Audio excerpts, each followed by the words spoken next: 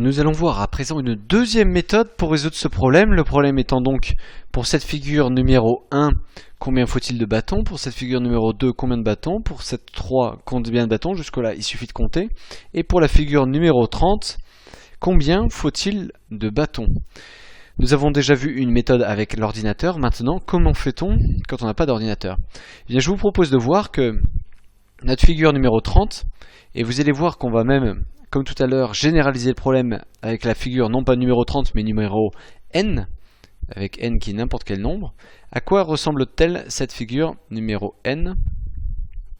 Elle ressemble à une figure avec ici combien de carrés? Il faut n. Et ici, combien de carrés faut-il? Il en faut n. Eh bien, nous allons nous dire que donc la figure ressemble à ça, avec des escaliers qui montent comme ça. Tac, bon. Et eh bien, l'astuce est de se dire, cette figure finalement, c'est un petit peu, à peu près, la moitié d'un grand carré. Un grand carré qui aurait besoin de combien de bâtons? C'est là qu'il va falloir compter. Alors, combien de bâtons faut-il? Il en faut 1, 2, 3, 4, 5, 6, etc. Tac, tac, tac. Et alors, attention, non pas n, mais n plus 1 bâtons. Il en faut n plus 1, comme ça. Pourquoi n plus 1? Si vous avez un doute, regardez là, il y a 2 carrés, mais il y a combien de bâtons? 1, 2, 3. Donc 2 plus 1. Ici, il y en a 3 des carrés là. Il y a combien de bâtons? 1, 2, 3, 4. Ok. Donc on a n plus 1 bâtons à la verticale. Et ces n plus 1 bâtons, on les a sur une rangée comme ça. Et sur combien d'autres rangées comme ça? Il y a combien de rangées de carrés là? Il y en a n. Donc on a déjà n plus 1 multiplié par n. Là j'ai compté les bâtons qui sont verticaux comme ça. Il faudrait faire la même chose sur les bâtons qui sont horizontaux. Comme ça j'en ai combien des bâtons? Tac, tac, tac, tac, tac, tac, tac, tac, tac. Et bien comme je viens de le dire, il y en a n plus 1. Et ces n plus 1, je les ai sur combien de fois? Je les ai 1, 2, 3, 4, etc. Je les ai n fois. Donc en fait on a 2 fois ce n multiplié par n plus 1. Mais ça c'est vrai pour tout le grand carré. Nous on n'a pas le grand carré. On a un grand carré divisé par 2.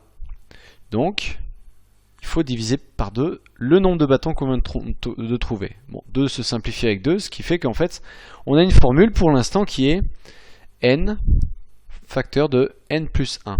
Mais attention, parce qu'il faut, en fait, c'est pas exactement la moitié des bâtons qu'il faut retenir. Regardez, ici, il faut retenir ces 2 bâtons. Ici, c'est 2 là. Ici, c'est 2 là. Ici, c'est 2 là. Ici, c'est 2 là. 2 là. 2 là. 2 là. 2 là.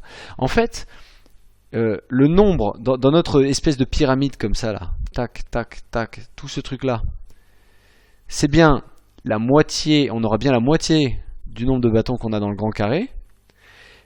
Mais attention, la moitié, ça ferait ça. Oula, attendez, je fais un gribouillis que je vais un petit peu corriger. Donc vous voyez bien que on peut faire un carré, voilà. Sauf que si je prends la moitié de ce carré, hop, la figure qui m'intéresse, il faut quand même que je lui ajoute ces bâtons ici, là. Donc, en réalité, dans ma figure, j'aurai le nombre, pardon, j'oublie même cela, voilà. Voilà. Une fois que j'ai divisé par 2, il faut que je revienne ajouter 2 bâtons ici, 2 bâtons ici, 2 bâtons ici. Donc ici, 2 bâtons, 2 bâtons, 2 bâtons. Et ces 2 bâtons, je les ajoute combien de fois? Donc plus 2 bâtons multipliés par combien de fois? Eh bien pour 1, 2, 3, 4, 5, etc. Et un n fois. Et voilà une formule beaucoup plus simple à calculer que celle qu'on avait trouvée dans la méthode 1 qui nécessitait l'utilisation du tableur. Si je reprends la notation de tout à l'heure, c'est-à-dire f indice n qui désigne le nombre de bâtons qu'il faut pour la figure numéro n, on a cette relation. Tout de suite, appliquons-la au rang qui nous intéresse, c'est-à-dire pour la figure 30, n vaut 30, et bien il faut combien de bâtons? Il en faut 30 fois 31 plus 2 fois 30. Ce qui nous donne, eh bien 30 fois 31, ça fait 930, plus 2 fois 30 qui fait 60, et donc on a comme résultat f de 30 égale 990.